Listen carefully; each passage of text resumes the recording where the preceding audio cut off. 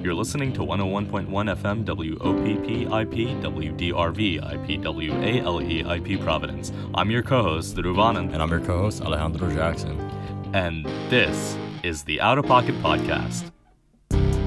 Where we pull conversation topics out of our pocket. And occasionally, go out of pocket.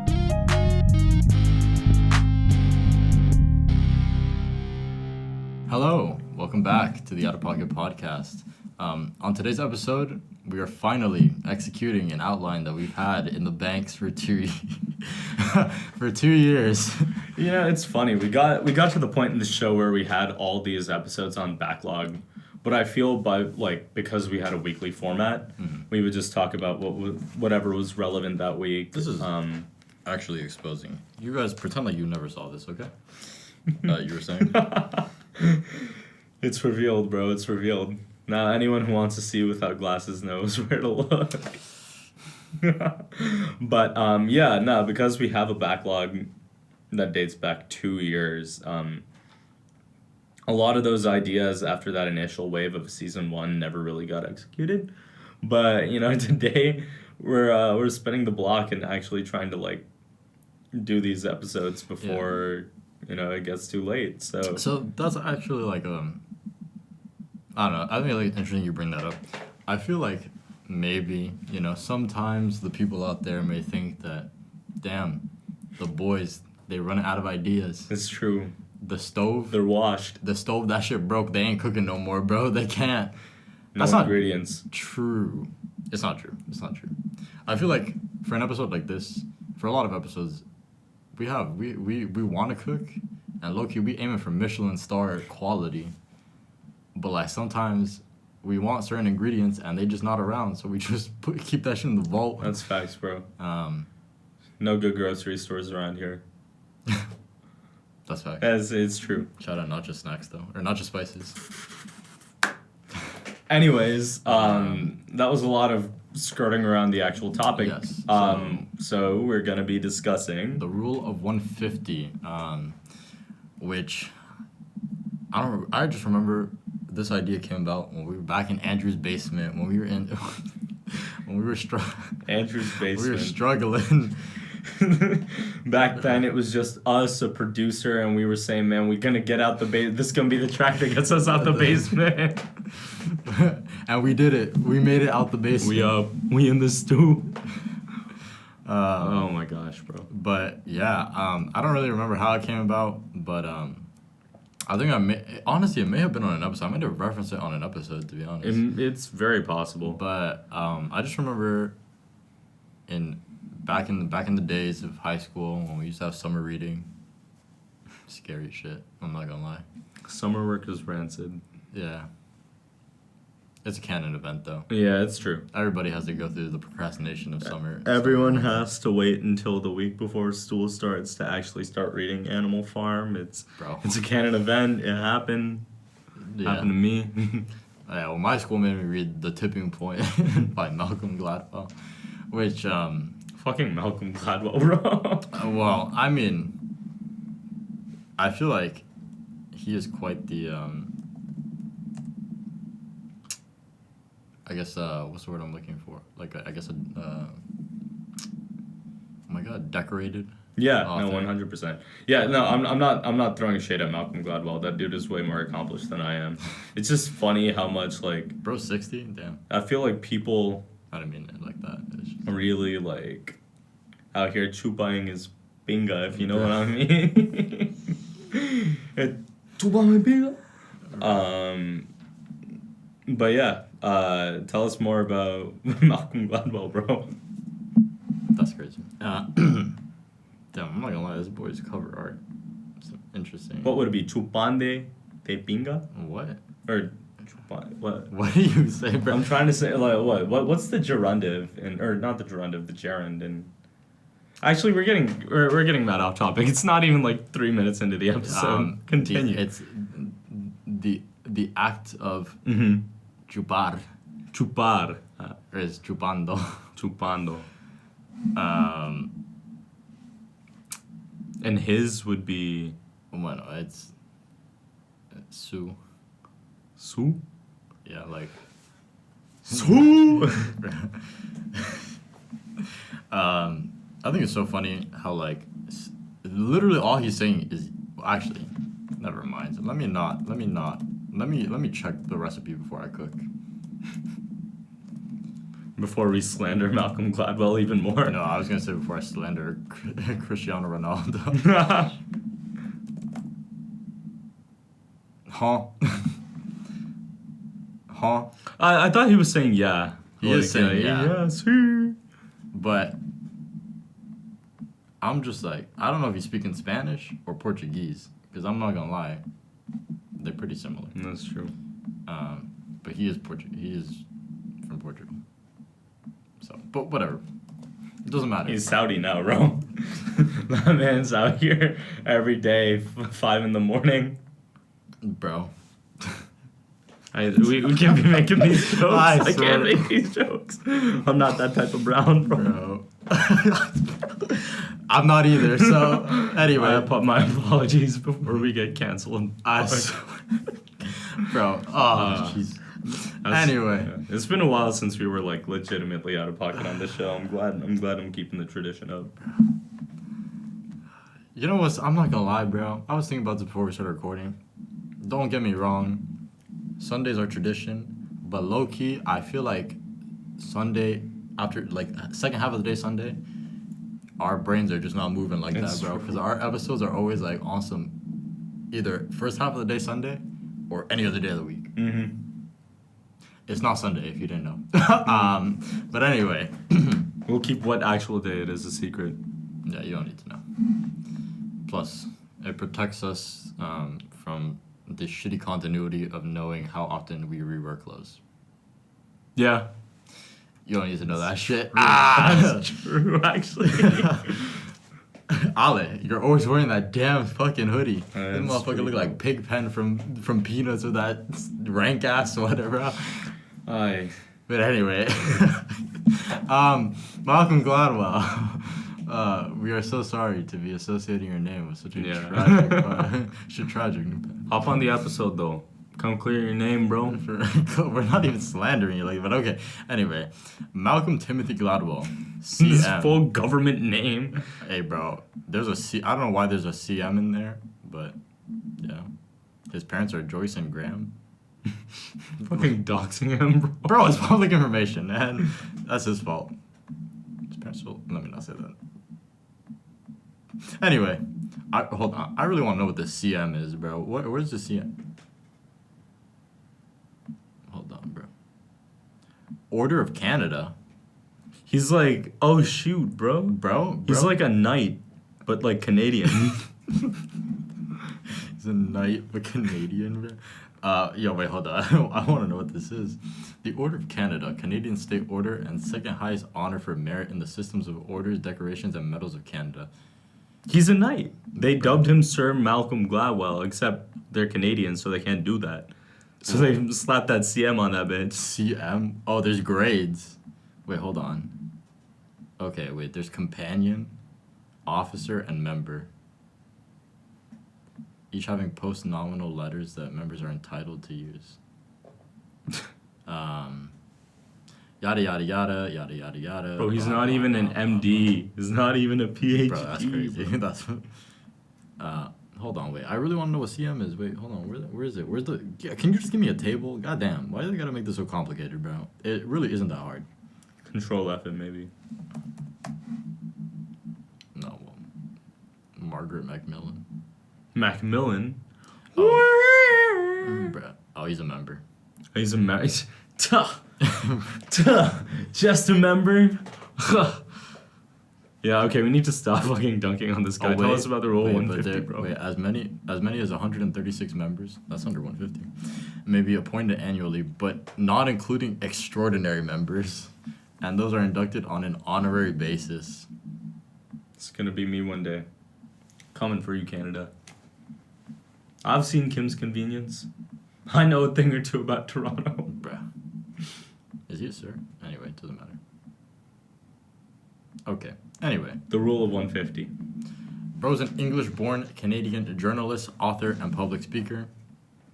a staff writer for The New Yorker since 1996. Bro was born in the UK. I'm so sorry if you heard our episode 30, where we absolutely slandered British people. I stand by it. It was for jokes. He's 60 years old, educated at the University of Toronto with a Bachelor of Arts in I don't know what. I left the Wikipedia page. Not psychology. If I'm going back real quick, Probably journalism. History. Oh dang. Oh dang. History. But anyway. So Malcolm Gladwell wrote a little book. Well, he's written many books, and they're not so little. Some of his more well-known ones are Outliers, which I've heard of. Mm-hmm. There's one, Blink, The Power of Thinking Without Thinking. Damn, I need to read that. But anyway, Talking to Strangers, David and Goliath, The Bomber Mafia. Bro, what is bro writing about? Longest Night of the Second World War? Wow. Examines the U.S. bomber mafia of World War II, which advocated precision aerial bombings as a means to win the war. Huh. Bro said, I'm sick of writing about psychology. I'm about to use this degree, bro. I'm tired of not using his history degree. And the one that I read, The Tipping Point, the full title, The Tipping Point, How Little Things Can Make a Big Difference. And as per the internet, the most reliable source ever, Gladwell defines a tipping point as the moment of critical mass, the threshold, the boiling point. I'm pretty sure my freshman year of high school, I think one of our neighboring high schools did a show themed around the tipping point for their marching show. Mm-hmm. It was dumb as hell, but I'm kidding. Anyone who went to Milton High School that year, I'm kidding. So the tipping point, as kind of described in the book, is the magic moment when an idea, trend, I actually remember these words, when an idea, trend, or social behavior crosses a threshold, tips, and spreads like a wildfire. And so the book talks about it in a variety of aspects. For example, they talk about the kind of bystander effect. I don't know. Ooh, it's October. It's October. Spooky season. I forgot. Hey, yo, low-key, I'm cooking up some devious shit for Halloween this year. Nice. But anyway, stay tuned. If you aren't aware, I don't even know if you aren't. I don't want to say if you aren't aware, but if you haven't heard of the story, I don't even know. I should probably look this up because I want to do justice by. I'm not gonna lie, the victim. Yeah, it sounds a little crazy, but you may know the story. That there was like a study done. Basically, I don't want to say long story short, like it's something to like sum up like that. But what happened was in New York, a woman was unfortunately murdered, and like as she was being murdered, she was like screaming, and like it was in like around this apartment block, and a bunch of people heard it, and nobody did anything, because like the idea was like, oh, I'm not like I won't like somebody else is probably doing something, so like I can just like leave it to the other person. And it's like this whole study on like the bystander effect. Let me see. Kitty. I have heard of this. Yeah. What is it? Genovese. But yeah, essentially. Sounds like she walked out of JoJo's Part 5. Oh my god, dude. She got murdered, bro. Gang. My bad. So basically, the bystander effect is also known as Genovese syndrome. I'm not gonna lie, it's a little foul, but okay. Just we're all over the place, but there's a point to this, I promise. Kind of. It has nothing to do with the episode. It's just a point to leading up to what I was talking about the tipping point. But she was returning home from work around 2:30 a.m. on March 13th, 1964. She was approached by a man with a knife, ran towards her apartment building. He grabbed her, stabbed her, and she screamed. A neighbor yelled out his window, "Let that girl alone," causing the attacker to flee. Her seriously injured crawled to the rear of her apartment building out of view of any possible witnesses. The attacker came back, stabbed her, committed very terrible acts, which I'm sure you can imagine, and stole her money. And she was found by a neighbor, and they called the police and whatever, right? And so this is a big story because, you know, they were, after the investigation, they kind of realized that, kind of like I mentioned, like so many people heard what was going on, but nobody did anything because they like kind of figured like the whole idea of the bystander effect is like somebody else is gonna do it, and so that like I guess leads to like inaction, and yeah, like the idea of like I don't want to get involved, as this article quotes from history.com. And so yeah, so part of what the book, The Tipping Point, talks about is just like things like, you know, how I mentioned earlier, what is like the, I guess the straw that breaks the camel's back in a sense, like that last like, you know, thing that really takes something over the edge, and it talks about things like examining this, like the bystander effect. It talks about like examining, I vaguely remember there being like a lot of research on like, not research, but like he Gladwell talks extensively about like how commercials are like structured to like get people to follow a trend, or like there was talks about like Sesame Street and how they like space out commercial breaks and whatever to like keep kids engaged and like yada yada. But one of the things that is talked about in the book is the rule of 150. I know it's been like a fourth of the episode and we still haven't talked about the point. Don't worry about it. We're getting there. I'm about to hit you with this definition real quick from Google. So on a community level, people have a capacity to have some kind of social relationship with about 150 people, or so this theory talks about. It's also, I think, referred to as Dunbar's number. Yeah, Dunbar's number. Complete side note. You ever seen Bar? Or yeah, Babar, the elephant, bro. Babar the goat, bro. Went hard as fuck, bro. Babar the goat. Fuck a Dunbar's number, bro. I need. Bro, I'm low-key thinking. I'm thinking some fire bars right now, but I don't want to freestyle.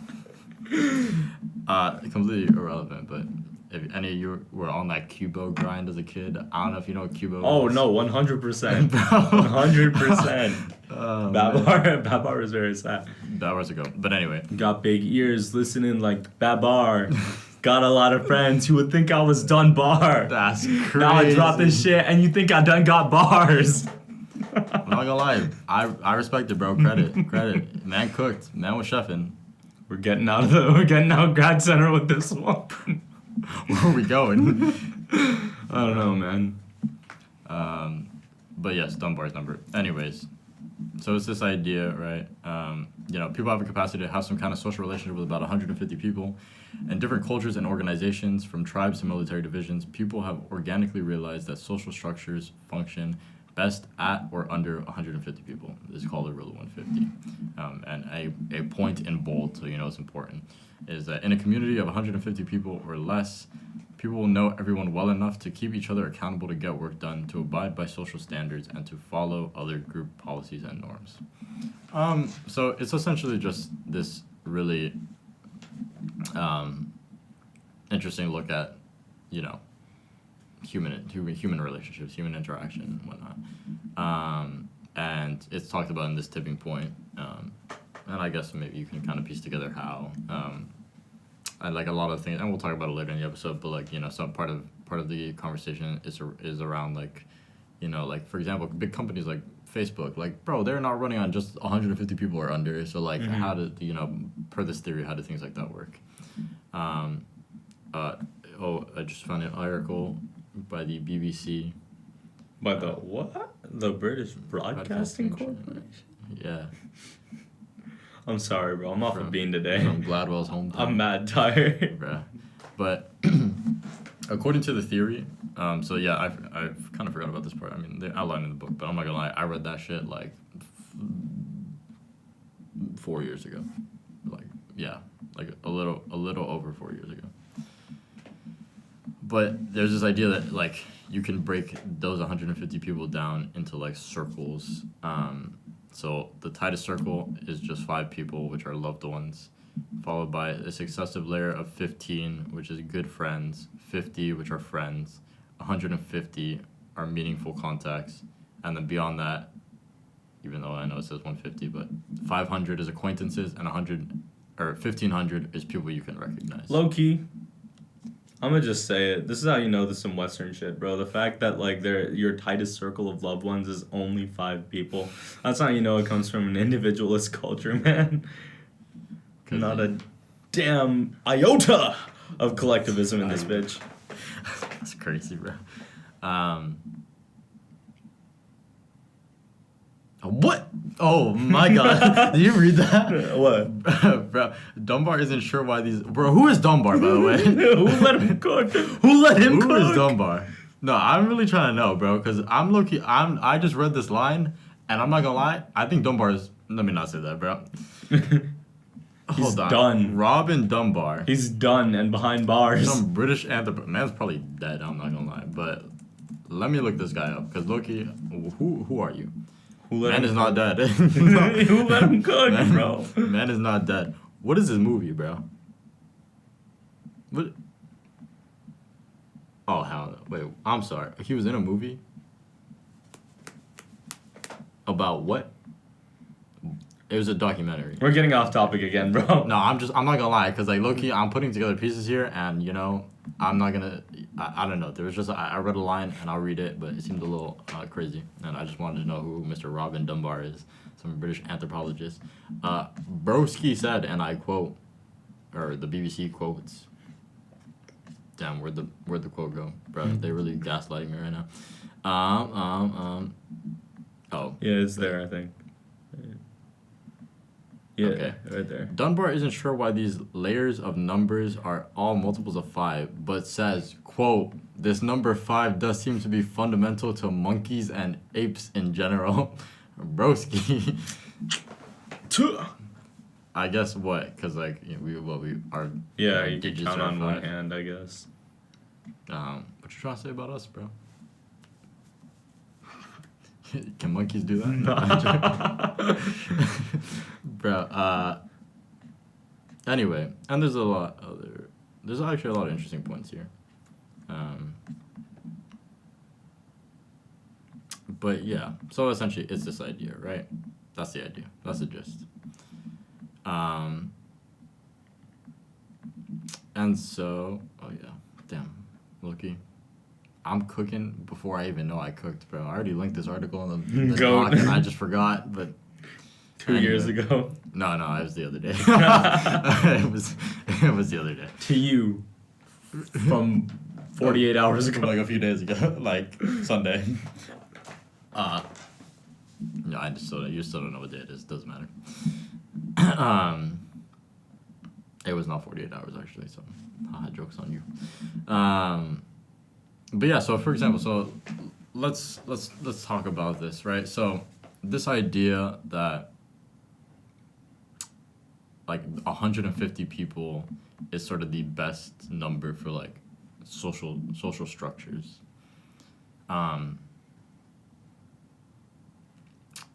Obviously, I think the majority of the world operates at like more than 150. Like, for example, like we are not individual like groups of like 150.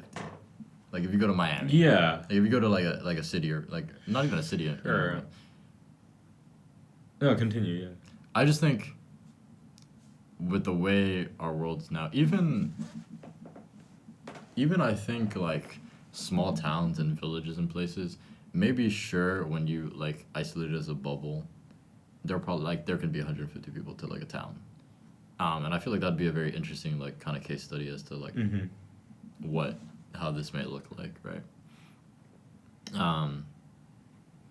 But I feel like for the majority of the world, there are a lot more than 150 people in your like Organization. area. Yeah. Not even organization, but like in your like in the area you live, right? So like I think the point though is that like of those people, can you really have a meaningful relationship with more than 150? sure, yeah.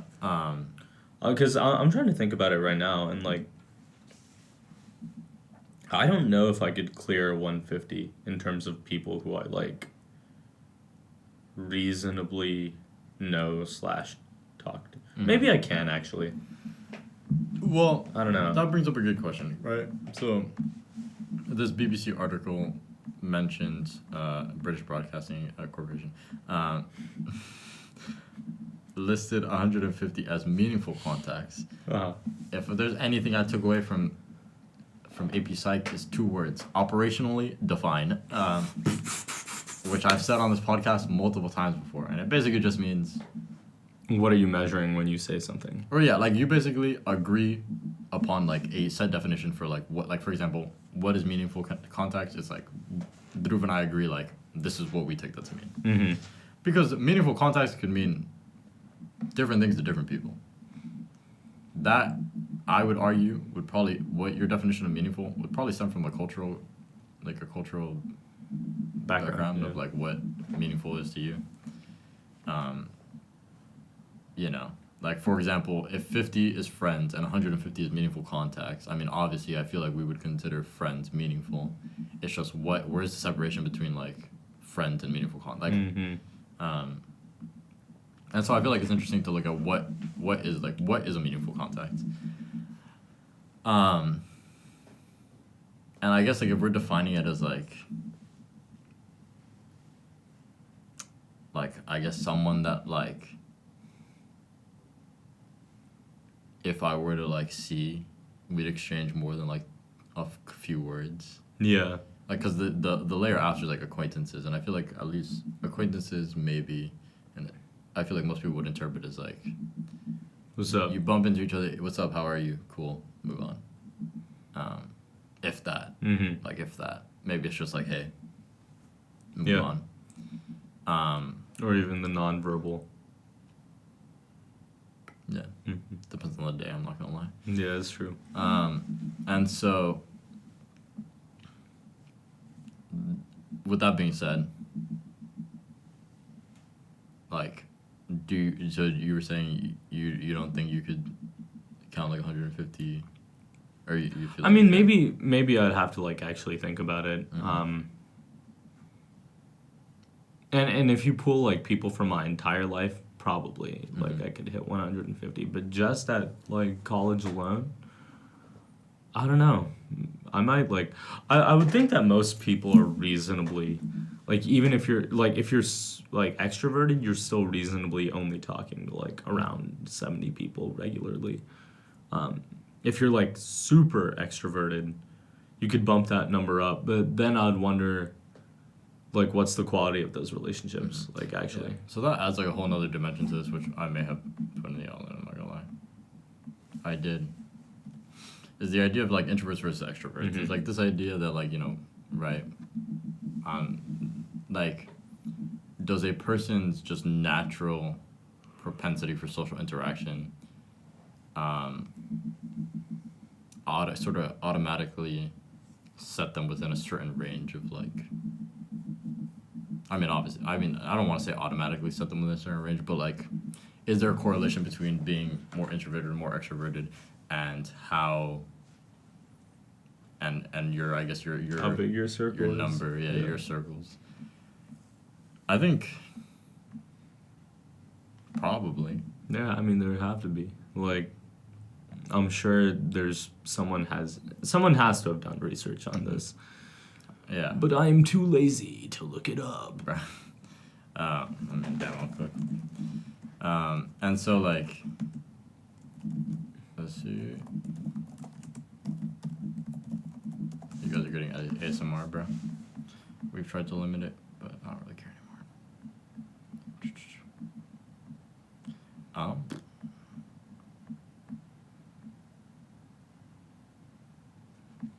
I don't see anything. Yeah. As of right now. But I'm doing a very cursory search, so. Oh wait, is it mentioned in this? Metro. Bro. Wrong man said intro, extra, Metro. Oh yeah. Thank you, BBC, British Broadcasting Corporation. Look, bro, I gotta specify. Yeah, no, you have to specify. I'm not gonna lie, that statement sounded mad prior to my specification, bro. It's a mad thing, bro. Pause. just in case. Of course, all these numbers really represent range. Extroverts tend to have a larger network and spread themselves more thinly across their friends. So this is kind of referencing what you're saying about kind of quality of connection. While introverts concentrate on a smaller pool of quote unquote thick contacts. Pause. That's crazy, bro. Hey, bro, we live in a crazy age where THI. All of the Barbies are bad. The word thick can be girl. interpreted as And we ain't playing tag. double C, bro. Is that Ice Spice, bro? Anyway. I had to. Bro. I had to. And it says, I don't know who did this study. This is the BBC. I'm not saying this. British Broadcasting Corporation. And women generally have slightly more contacts within the closest layers. Because men have no friends. It's true. And it says what determines these layers in real life. This is Dunbar. Dunbar said this. What determines these layers in real life in the face-to-face world is the frequency at which you see people. Quote, continuing. You are having to make a decision every day about how you invest what time you have available for social interaction, and that is limited. Mm-hmm.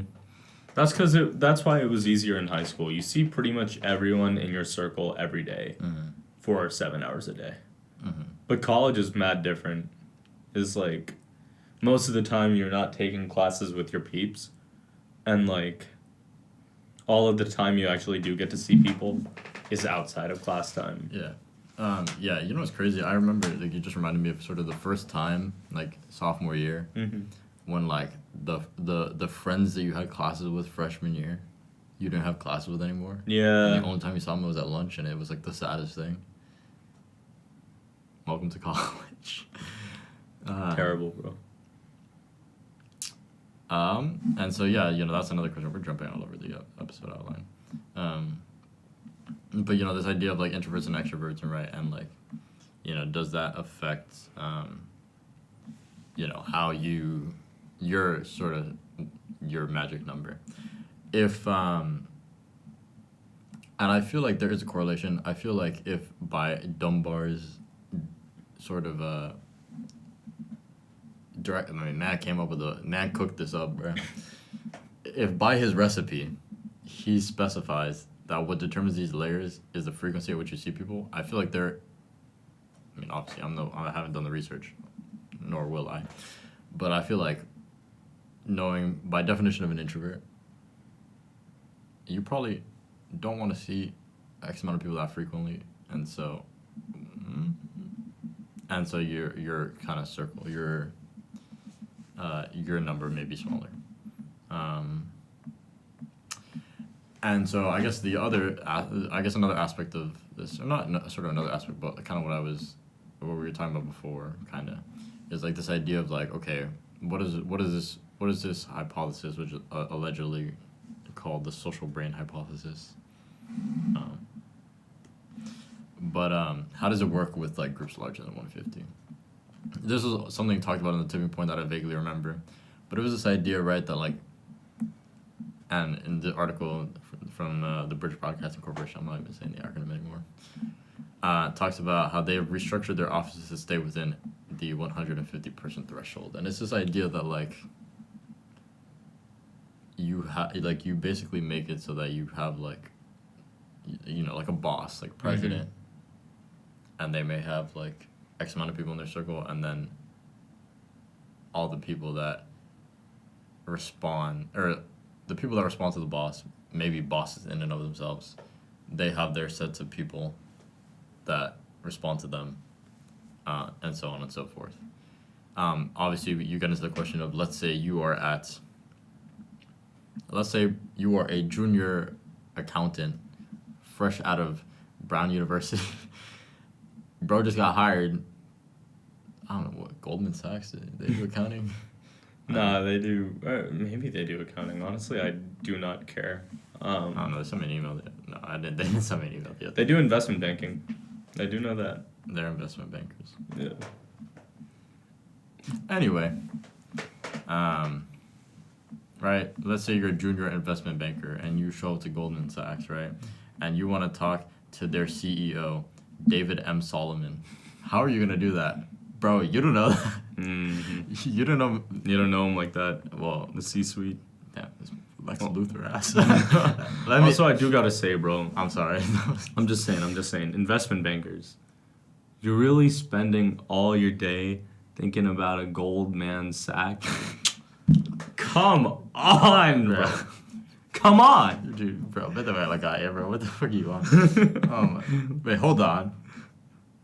Wait a minute. Bro's making music? Oh, No way. Hold on. Wait a minute. No, this has to be a joke. There has to be more than... Oh. No, Bro? this has to be a different guy, bro. Bro, but it literally says... There's no way. Dude, wait, no. I gotta go to this man's Wikipedia page. Wait a minute. Oh my. A DJ? Bro? That's He makes really EDM? funny. Bro, oh, no. That's Miami? really funny. This man went to... Bro, can you imagine, bro? You're like, damn, my boss is just at Ultra Music Festival last week.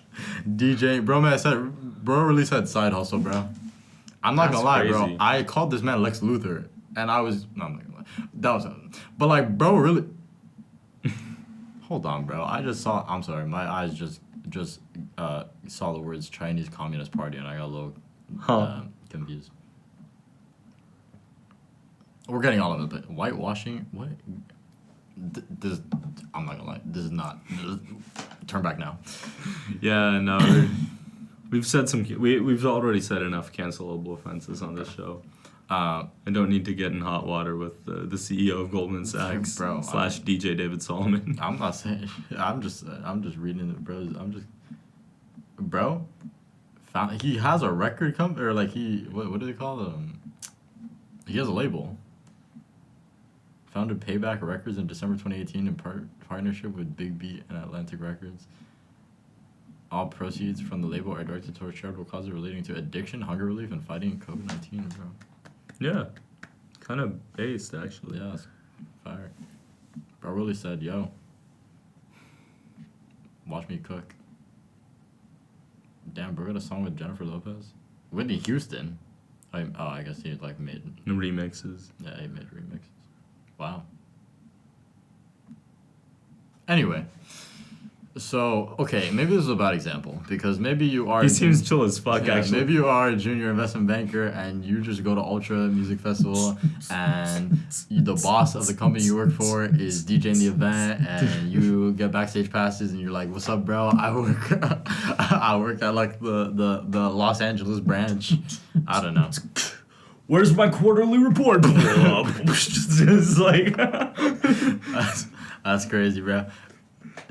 Damn, I didn't know he was chill like that. He was, bro. He was. That's crazy. That's crazy. Passion for soul music.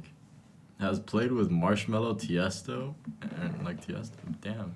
I low-key feel like this is the type of thing you can afford to do once you're the CEO of Goldman Sachs. You know what I mean? I mean, I'm not gonna lie. Look, it seems like he was doing music before he became CEO of Goldman Sachs. I respect it. Bro's first song. I'm sorry, what? What is bro? Hold on. Bro's making covers and stuff? Anyway, I don't know. It's probably all remixes. Yeah, my point being, yeah, bro was making music before he was CEO. That's crazy. We're all over the place. My point was... And what was that about? You said about being more with it on a non-Sunday afternoon, bro. We're cooked. Oh, I meant like that. No, what I meant is like we are more like, I'm not gonna lie, I feel like second half of the day Sunday, our energy is kind of low. That's true. And so, because you said this feels like one of the more out of pocket episodes we've had in a while, and I feel like yeah, because we're not cooking at the usual time. I I'm almost on 2 coffees right now, so okay, I'm a little.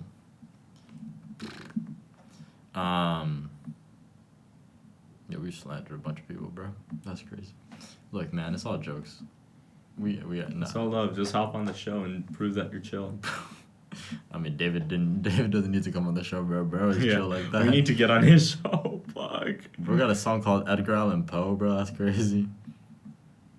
Today's name is Tragedy, bro. Bro was a poet. Bro is writing. Holy. He's cooking. Bro. He's cooking.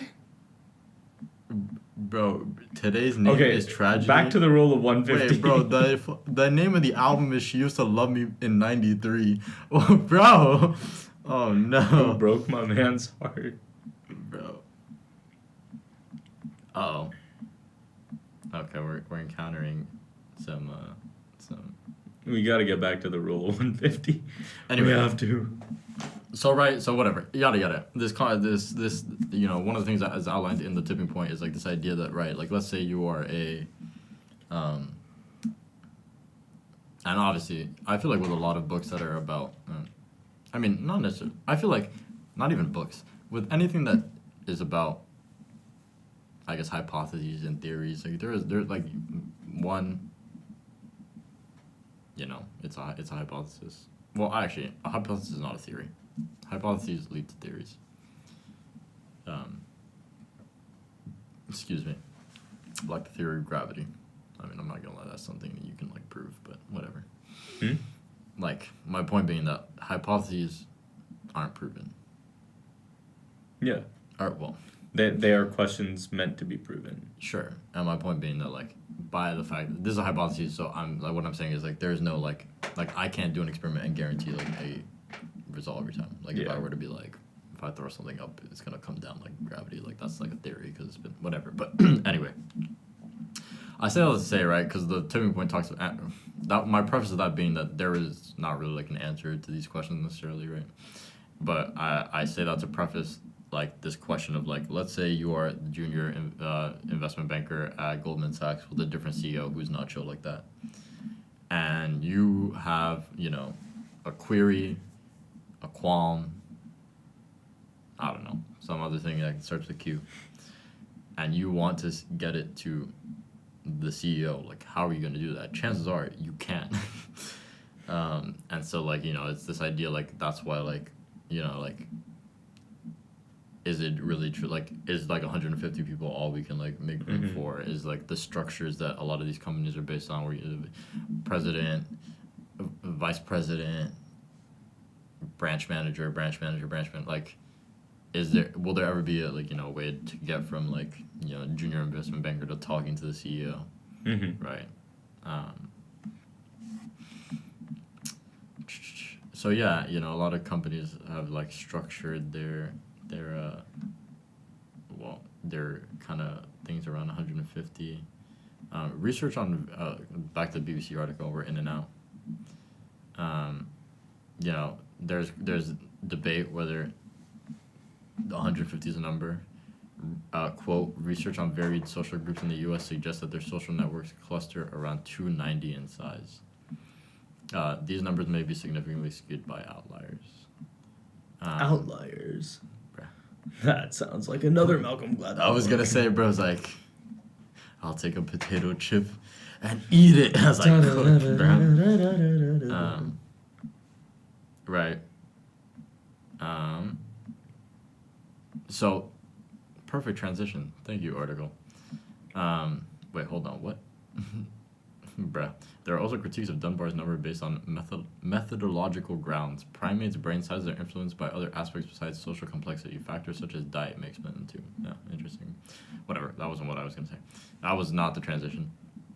And a British-Dutch team has argued that even though the neocortex is finite, social capacity can be stretched in different cultural settings and with the aid of different technologies. So, Dunbar's number...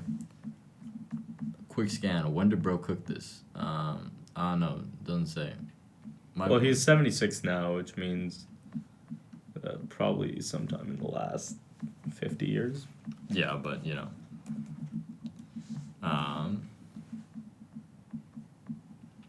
obviously there's 1990s. Yeah, honestly, yeah, it has to be because Gladwell's book came out in like 2000. My point being, back then, bro, Mark Zuckerberg. I was thinking Facebook. Bro was actually I don't know how old he is, but as far as I know, well, this is true. Bro had not had Facebook up off the ground. Well, I mean, it's not Facebook anymore. Or is it Facebook? I think Facebook is still there, but it's like it's all meta. Yeah, you're right. Look, there's a point to all this. My point being, social media wasn't up off the ground like it is now. Right, and so now there's this question, as per the article posed, whether like technologies can aid with the expansion of this number. What are your thoughts? Yes and no. I think like I was thinking about this earlier today. There are like distinct groups of like circles of people who I see on campus. There's like close friends who like when I run into them, they're getting a clap up. They're getting the, yo, what's up? How's your day going? Where are you off to? What's going on? There's like the good friends who you still like, dap them up and you're like, oh, yo, what's going on? Like, oh, cool, you're walking this way. Bet. Yeah, I'll see you later. Then there's like, one level removed where you just like fist bump and you're like, hey, what's up? And then one level like that. And like, this is where the divergence is. There's people who you recognize because like I have people who I recognize because I've seen them before, and I've talked to them before. I just don't really remember their names, or it was only like a one-time interaction. And there's people who I recognize because I see them pretty much all the time on social media, so I know their names, and I know a decent amount of things about them, but nothing like real or substantial. I've never had like a genuine bona fide interaction with this person, and that's the level of. Like that's a certain amount of weirdness that happens in college, I think. Like lesser in high school because like chances are if you follow someone on the gram in high school you actually knew them. Yeah. If they went to your school. So now it's just like this whole new layer of like I wouldn't consider them within that circle of meaningful relationships as established by the rule of 150. So I maintain that like unless you actually get to know someone, you don't have to get to know them in person. Like this is where we talk about like online friends or like gaming friends.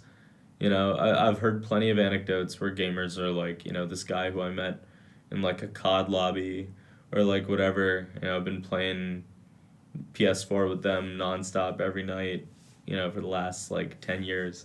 It's one of my best friends in the world and he lives, like 5 hours away. Never met this guy in person, but like I tell him everything. It's like there's that level of that's a meaningful relationship, I think. That should qualify. So yeah, like in that case, you could argue that online connection did in fact provide an opportunity to expand your circle into, for lack of a better term, a market that you otherwise wouldn't have expanded into. So yeah, I don't know. It's interesting. Because of that, I wouldn't really say that like social media, and social media is also a whole lot of weird games, and we're all addicted to it, or not we all, but like it's designed to be addicting, and so like there's a whole other level like influencers. Like there was no such thing until like pretty recently. What are they doing? How do they feel about like their relationships to their fans? How do fans feel about the fans' relationship to the person? This is not a joke. This is not a bit. Go listen to Idol by Yosobi. It's a banger song. No, I'm for real though. It's like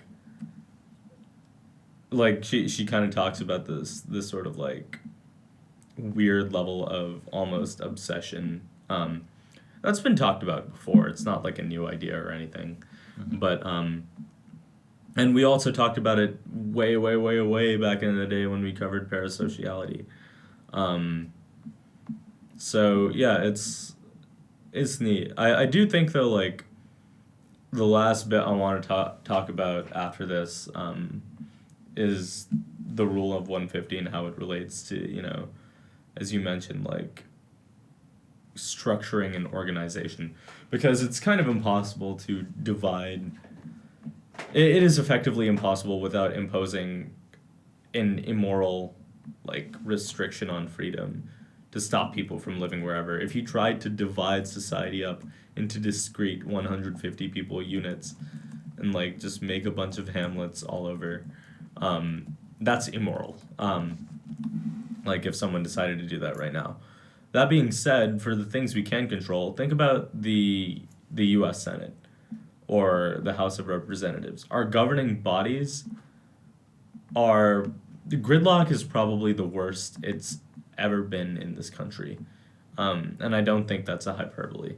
Like, it's been bad before, but there was always still a possibility that the people up top were playing the game in public and talking to each other in private and compromising and coming up with, like, with solutions. That's not happening anymore. Okay, sure. I mean, yeah. It's just, It's like, it never was happening frequently, but you wouldn't get bullshit like... a whole little civil war, Yeah, like, you wouldn't get bullshit like when Newt Gingrich first shut down the government way, way, way back in the day. I want to say during the Clinton administration. I think we also had a government shut down our freshman year of high school 5 years ago. And... I vaguely remember something like that. Yeah. We barely avoided a government shutdown this weekend. And those are the only 3 times that's really happened in American history. Like, it's getting more and more frequent that people are not able to be civil and, like, actually talk over their... Like, I firmly believe that compromise is very much an important value, not only in personal conflicts, but, like, our political conflicts. And although there are battles to pick and choose and places where, like, compromise doesn't seem like an option, for example, basic human rights. But, yeah, some people would disagree about that, which is kind of stupid. But, anywho, what I was trying to say is there a reality in which the house was smaller, abided by the quote-unquote rule of 150, and those meaningful connections actually built between government and legislators led to a lack of gridlock because they could hold each other accountable? I would still argue no. Exhibit A, look at the Senate. It's 100 people, and it's still gridlocked as fuck because people aren't putting they aren't putting the priorities of the American people above their own agendas. Not to get political or anything, but yeah, the idea that accountability would having that social eye and I guess the gaze of a jury above you while you're making decisions,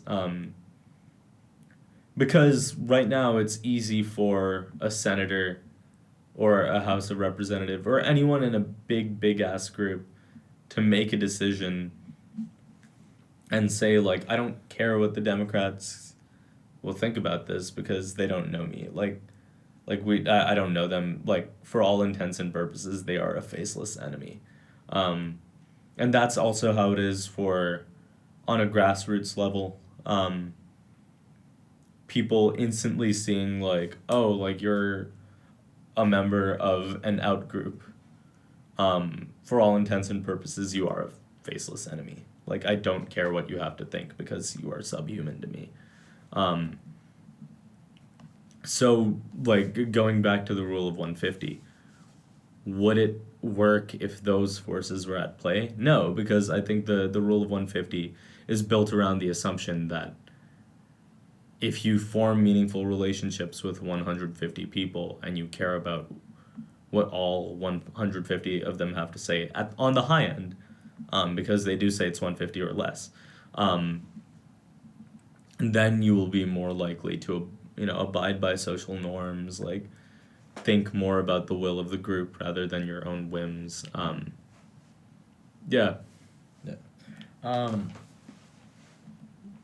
So I think in sort of because so I can better, I guess, outline. So we can all have a better idea of like kind of what this idea of like Dunbar's number in groups and teams look like from my from what I've looked into and like the kind of light research I've done. I've scanned through these two articles, and so the idea that I gather is that essentially you want like smaller teams within the larger, right? So like, and there's like a bunch of and like sort of references to history. I just saw one talking about. This one's for you. Take one. The Roman army. Yeah, just like centuries ago, Roman army legions were all about 150 in size, and this number carried over to companies of troops circa World War II. It's basically like this idea. So like this. What is it like? Give me back my legions. Yeah, so like Battle for example, like Forest. in the military, I don't know if this is true. Please, for all you ROTC kids, leave us be. Civilians. But like it's like 5 troops to a fire team, 10 to 15 men as a squad, 30 to 40 men as a platoon, 120 to 150 as a company, 450 to 600 as a battalion, and 1,500 to 2,000 is 3 to 4 battalions.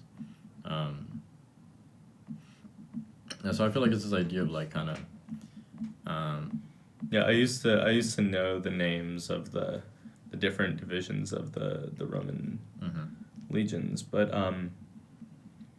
yeah, no, you're spot on to where like. I guess a hierarchy, a command chain. Yeah. And we have that. I think like. What were we talking about? You were talking about Goldman Sachs. That they're implementing a command chain structure. Well, I mean, I was just giving I know what you mean, but like, big companies have to do that to be successful. Yeah. And I'm not gonna sit here and tell you everybody or like we're not having. At least I'm not interested in having a conversation about how to restructure the U.S. government because I don't have all the answers. I'm not gonna lie, I don't really know all that much, bro. I'm 19, bro. Like, don't listen to me. But like, you're 19, bro. Shut up. That's crazy. Anyway, with the Senate, right? Like I feel like it's 150 or no, it's not 150. It's 100. Yeah. I don't know what, bro. This number is sitting in my fucking head. It's 100, but like they're not all in like smaller. Well, they have their little committees and whatever. But like at the end of the day, right? When they're sitting in like the Senate and they're debating, they're not like broken off into smaller groups. They're not. And so like I said, I'm not here to debate how government should be run. But do you genuinely think some small senator, I don't know, from like Wisconsin or something has a meaningful connection to a senator from, I don't know, New York? I don't think it's meaningful, but I feel like that. Well, probably not. I mean, I don't know if they're boys. Yeah, I don't know if they're boys like that, but like, if you, like, sure, you know them, and maybe even from like going back to the social media thing, you might have seen them on the media. Like, you might know, oh shit. Like, imagine like I get elected to the Senate tomorrow, and I'm meeting all these people who I hear about on the news all the time. And sure, I might be boys with some of them, but there's gonna be there's definitely gonna be a group. Like, I'm not gonna know I'm not gonna talk to majority of the people in that room, and so I wouldn't really care what they have to say, especially if they held different beliefs to mine. No, and I totally get what you're saying. I think that's like a sort of a question of like, does I don't want necessarily to say. I guess maybe. Would you call it self-interest? Self-interest? What would I call what self-interest? Like that, like the idea of like I don't really care what you like. You know, I'm like obviously if your views opposed, fine. Like. 100%. All I'm saying is, if I got elected to the House of Representatives tomorrow, I'm going straight to AOC. Hey, Bruh. how you doing? I got a new Lego set if you want to. That's crazy, bro. But yeah, no, this kind of just, I mean, this article talks about, right, like, there's a lot of these interesting geometric shapes. Where like 3 people, 3 connections, 5 people, 10 connections, 7 people, 21 connections, 9 people, 36 connections, and it gets a whole lot more. Mm-hmm. 17 people, 136 connections. That shape looking crazy. Right. And I feel like it's kind of what you said. Yeah, like the bigger group is, like, the easier it is for you. I guess in that regard, I feel like Dunbar's number is somewhat, because I guess the entire point being that, like, that we referenced at the beginning of the episode is like the idea of holding people accountable, right? That like smaller groups, it's easier to hold people accountable, or so this hypothesis like alleges, right? That social structures are best, you know, with these like circles based around Dunbar's number, and I think that similar to what you said, if there's 100 people, if 17 people is 136 connections, bro, don't even tell me what 100 is. Yeah. And if there are that many connections, right, and you got somebody like, bros, because it would be like n, like a series of n plus n minus 1 plus n minus 2 all the way out, right? Yes. So for 100 people. That's giving me CSPT. Yeah, that's a lot. I'm not gonna do that math. That's a lot. Is that factorial? It's not a factorial because you're not multiplying, but I guess it's a similar idea to a factorial. It's addition. There's a. I don't know the word for it. I'm not a math guy. It's bro. I think this is entries K. Entries K, binomial coefficient. It's not n choose K, is it? Because n choose K is different. No, you're right. Anyway. We're just about at time. Yeah. So do you have any concluding sort of remarks? My concluding remarks are, I mean, we kind of full circle a little bit to the beginning of this idea of like the idea of holding people accountable, right? And like, do we want to, you know, base our groups around 100? Not obviously set groups 150, but to like have this structure where like, you know, we have 5-person close teams that are part of like these damn, I don't know how to pull these numbers, bro. But you know, that are part of these like, I don't know, let's say like 10-person larger groups or 15-person larger groups, which are part of these 50 people larger groups, right? Is that effective? I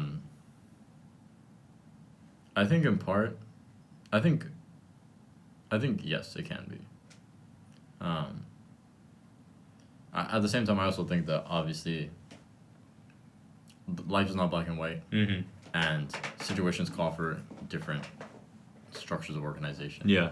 I don't necessarily think this is the end all be all. Like, yes, we will solve all of the world's problems if we just put people in 5-person teams.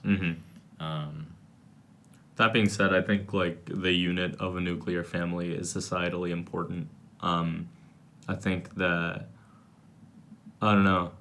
I feel like it's just very easy. Like if you got your 5-person team, you got the 5-person team next to you. They all seem chill, but like the further and further you get out, like if I'm working in accounting, I'm not gonna care. I'm not really gonna give a rat's ass what the people in like marketing, like if they're like what they're doing, because I don't know them, you know, and like. I'm really interested to see how that actually plays out, because I've never really been in a corporate space before, but I've seen The Office. Yeah, and I think, I don't know, the thing you said about nuclear families, like, I guess that was, it's kind of a nice example, because, like, let's say, right, you have a 5-person nuclear family, right, but you're also, like, your mother's brother, right, has his nuclear family, and even though it's, like, let's say, hypothetically, like, these two groups of 5 as a larger group, you make up this larger group. And I think that, I think families are a really nice example, you know, in ideal cases of like, you know, there are these kind of smaller groups, but as a whole, you guys look out for each other and work together. And like, call me Dom Toretto, the way it's about right. family. Yeah. It's about family. But I think that's a good note to end it on. Yeah. So. Well, gang, ya tu sabes.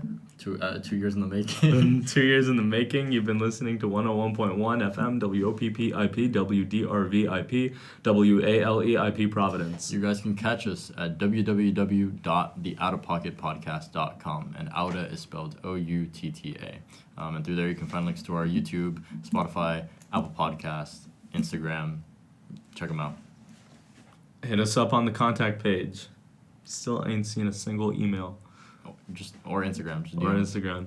Just a little suspicious. Please. Thank you again so much for tuning into the Outta Pocket Podcast. We'll see you again next week. And buy your oil. Buy your veggies. Buy your paprika and your seasoning or whatever you want. Because we're cooking. Stay tuned.